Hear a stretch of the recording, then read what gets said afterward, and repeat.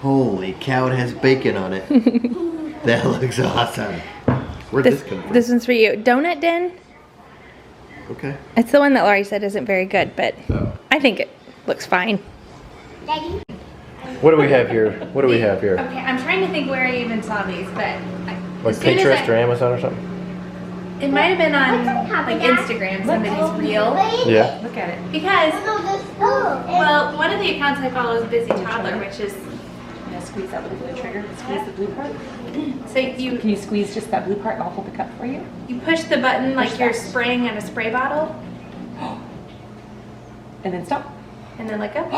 Can I make my own milk? You want white milk? That's what this is what I'm after. I want white milk. White milk, please. It comes in a packet too, but I was thinking even if not for them, just for me, because then you can just like, Yeah. you don't have to drag the gallon of milk You can be out. holding a baby. You can be holding a baby. It's just easy to, Just I don't know. a little bit left. Just a little bit left. All right. She says I'm very relaxed. she doesn't care about this conversation at all. Whatsoever. She is like, I don't care Oh, you what want you another do with your cup? milk, how you dispense it. That does not affect I get me. mine straight from the tap. Yeah. She did better. I get the best milk in the house. I want milk and chocolate milk. Bear, do you want some chocolate milk? I want milk and chocolate milk. No, thank you. Mix the other two then. Boom. And then with this, I just did something. So you took those parts and you matched the picture. Match the picture. What if you want to do a different picture?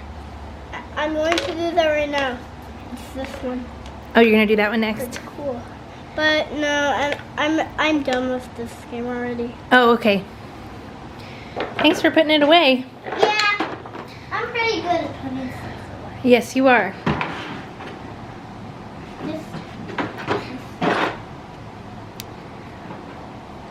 I got these two out here snoozing. I'm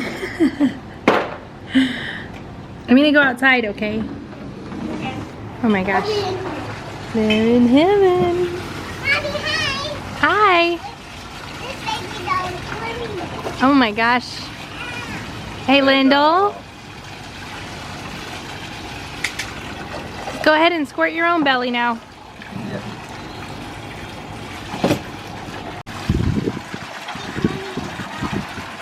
This is like the perfect temperature for them, and the rushing water sound, and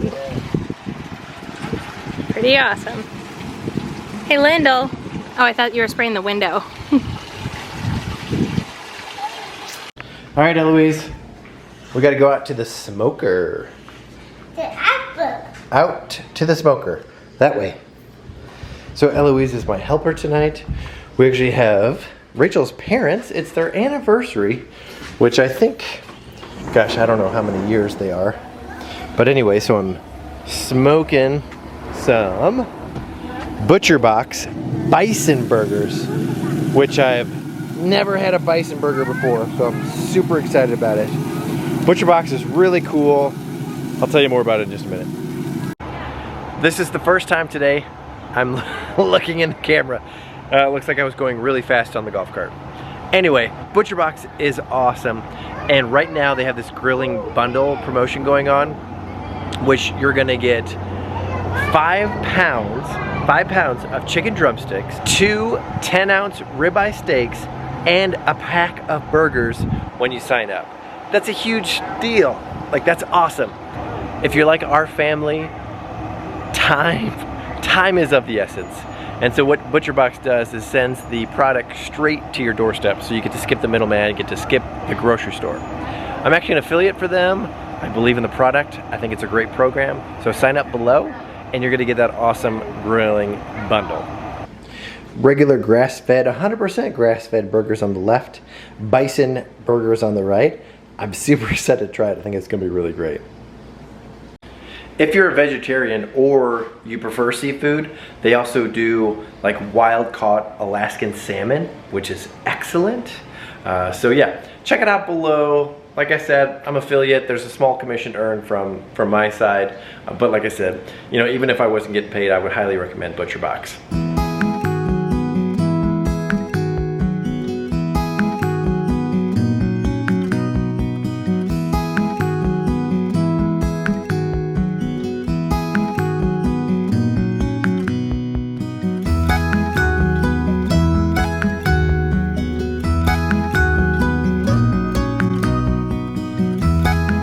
Real-time update. We're playing with some sensory bins. It could not be a more gorgeous day. It is gorgeous. It's gotta be a windy one though. Almost gale force winds. Hold on to your hats. Somewhere in between hold on to your hats and gale force winds. Eloise was pretending to drink that, and there's a fuzzy ball on top in the face. The face that she made. Is that a weird texture? Does it taste good? Oh, good. So Brad informed me that I never ever did go back and talk about the C-section this time. There has yet to be a C-section that I've had without drama. Am I the drama? Is it me?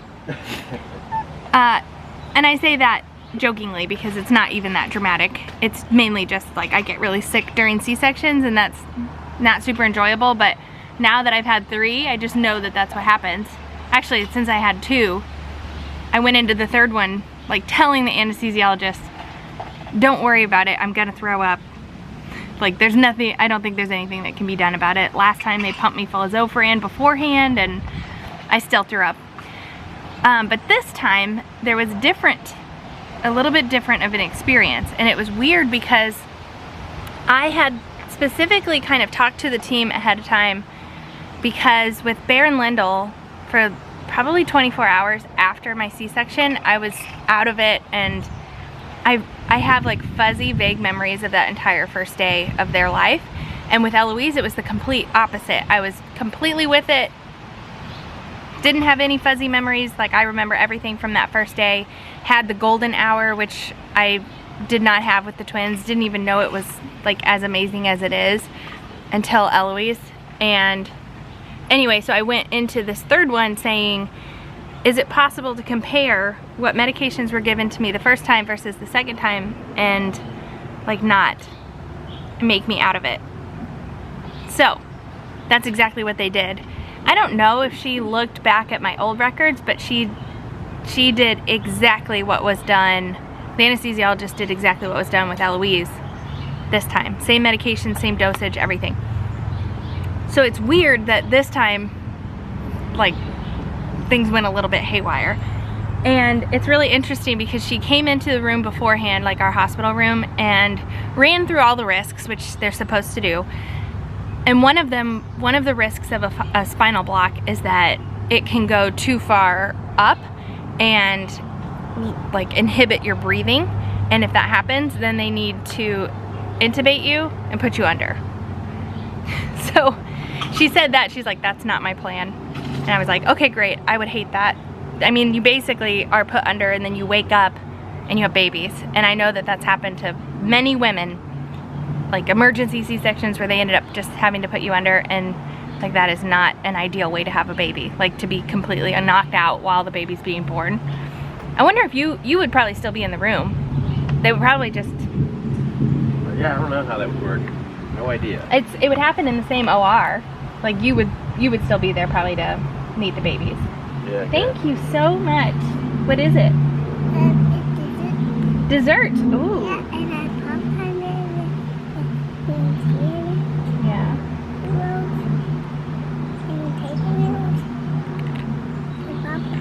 And pom-poms? That is a delicious dessert. So anyway, she told me that before we went into the OR. And then we're in the OR. She did my spinal block. That part's not terrible. But like almost immediately after she gave me my spinal block, I started throwing up. It was awful. And so they laid me back or whatever, and I was throwing up and all that jazz. I didn't realize you weren't even in the room yet. Like all of the spinal block symptoms hit me immediately with this one. And then I started realizing that my hands were numb, like my arms and my hands were getting numb, and I would like kept doing this and I was losing sensation in my hands. The other anesthesiologist, after I told him this afterward, was like, no, there's no way that's accurate, because then you wouldn't have been able to breathe. But my face, and even like I could feel my scalp getting numb, and I don't know if that's, I don't know. Anyway, she like kept asking me how I was doing, and there was definitely a moment where I couldn't say anything, and I was just like nodding basically. And so when it was all said and done, oh, they tipped the table up, so I think they just like were trying to get the spinal block to travel back south. But it got really scary there, especially because she warned me that that was one of the things that could happen, was that it would go too far up, and I'm sitting here like my neck feels numb. After it was all said and done, it ended up being fine. Like once they tipped me up, the sensation started coming back in my head and arms. I was still very sick, but that kind of started going away once the babies were born, luckily, so I could hold them.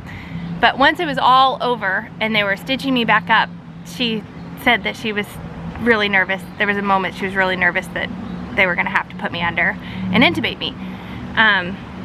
So that was like the drama that happened with the C-section this time.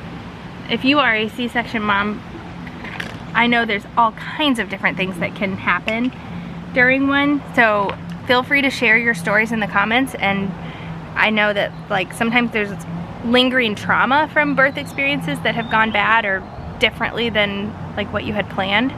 So I always like to open up the comments for people to just kind of share their experiences and know that you're not alone, that if what you expected your birth to be did not pan out, that's something that is, I mean, can easily require therapy and like years of working on just trying to like come to terms with the fact that your birth wasn't what you thought.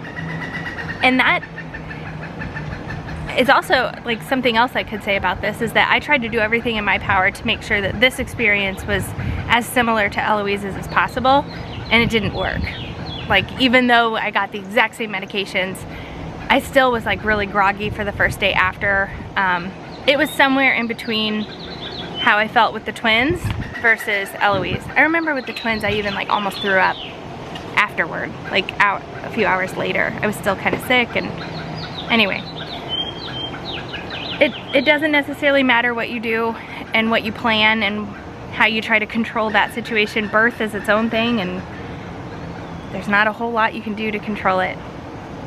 What was your perspective of this birth experience compared to the other two? You definitely started throwing up way earlier this time. Yeah. Because you were already throwing up when I walked in the room. Yeah. And basically I just didn't talk. Like I wasn't able to talk to you during the whole birth. Wow. That's lame. It was lame. So I held your hand and I held your puke bucket.